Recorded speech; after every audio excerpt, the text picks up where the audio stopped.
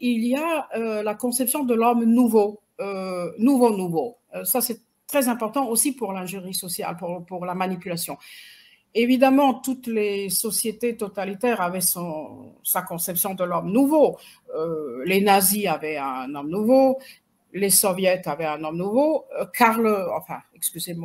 pas Karl, mais Karl Popper, Klaus Schwab a aussi son homme nouveau, qui d'ailleurs est un transgender ou je ne sais pas, ou un cyborg ou un psychopathe tout simplement. Après, on peut discuter là-dessus.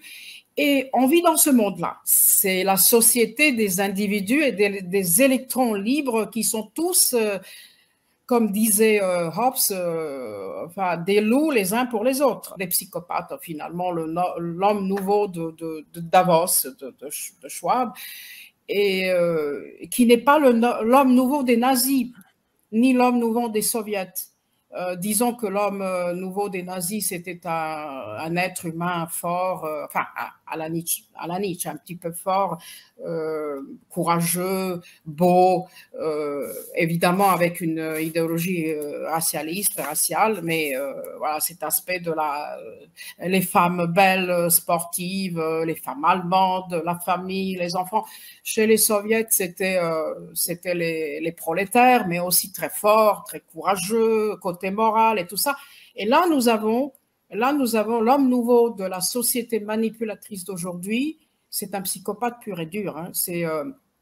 C'est quelqu'un qui n'a aucune émotion, qui n'a pas le sentiment de culpabilité, qui ne sent absolument rien pour les autres, qui est perdu biologiquement, sexuellement, il ne sait pas qui il est. Et puis, c'est aussi ce côté le plus dur du darwinisme social. Le darwinisme social existe depuis longtemps, mais là, je dirais aujourd'hui, c'est vraiment le sommet, c'est le comble de la misère. C'est l'invention d'un être qui ne serait ni homme ni femme et qui en fait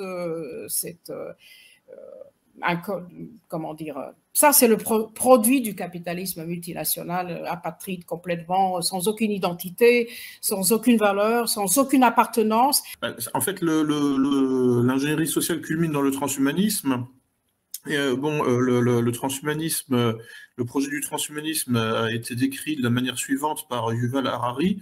Nous allons mettre fin à la sélection naturelle. C'est-à-dire qu'en fait, nous allons créer des formes de vie post-biologiques, en réalité. C'est ça l'objectif. Et donc, le but est de s'affranchir des limites de la nature. Et en fait, c'est comme s'il était possible pour le psychisme humain d'en finir avec l'inconscient, et donc, entre autres, avec la sélection naturelle, et de devenir le maître de son propre destin. Donc là, on revient sur des paysages culturels bien connus, ce qu'on appelle les Lumières, la philosophie des Lumières. C'était une philosophie rationaliste, une philosophie de la raison contre l'irrationnel, qui était bien intentionnée, c'est-à-dire que nous allons emmener l'humanité vers les lendemains qui chantent, c'est-à-dire qu'on va en finir avec l'obscurantisme, avec l'irrationnel, avec la nature, et on va effectivement créer ce nouvel homme qui sera entièrement culturel, qui sera une création entièrement culturelle, donc entièrement consciente de lui-même.